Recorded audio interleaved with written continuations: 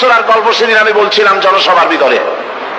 কাফন চোর, এই কাফন চোর মরে যাওয়ার সময় তার ছেলেদের বলল, আমাকে তো কেউ ভালো বলে না, এমন কাজ করবি যাতে আমার থেকে তোদেরকে ভালো বলে।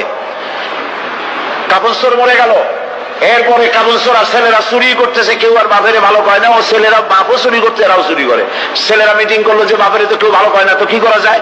শেষ পর্যন্ত তারা এক কাজ করলো নতুন করে, শুধু কাপড়ই তারা চুরি করে না, কাপড়টা চুরি করে লাশটার গলায় দড়ি বাঁধিয়ে গাছে ঝুলাইতে আরম্ভ করলো। লোকেরা বলা করলো, বলা আরম্ভ করলো, এর থেকে তোর বাপ ভালো ছিল। ওর বাপে তো শুধু কাপড় চুরি করেছে, ওর বাপে তো কোনো লাশ ঝুলায় রাখে না, এই শয়তানের তো লাশও ঝুলায় রাখলো। আজকে জাতীয় কথা বলতেছে, শেখ মুজিব তো তার মেয়ের মতো সাইকুল হাদিস গ্রেফতার করে নাই, মাদ্রাসা বন্ধ করে নাই, আলেমদেরকে অত্যাচার করে না।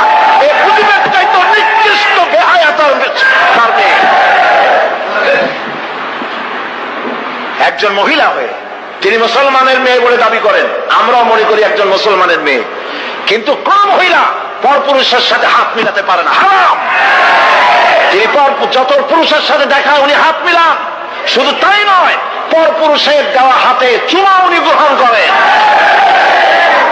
আমি পল্টনে বলেছিলাম, পার্লামেন্টে আমি বলেছি তার সামনে, আপনি মুসলমান, যেই কপালটা দিয়া কাবা শরীফে সেজদা করছেন, যেই কপালটা দিয়া মদিনায় সেজদা করেছেন রাসূলুল্লাহর রওজায়, রাসূলুল্লাহর মসজিদে, সেই কপালটা নিয়ে কলকাতায় গেলেন, আর কাফের গুজরাল আপনার কপালে যখন হাত দিল তিলক পরাবার জন্য, কেন আপনি বলতে পারলেন না, বেয়াদব, আমি মুসলমানের মেয়ে, আমার গায়ে তুই হাত দিতে পারিস না?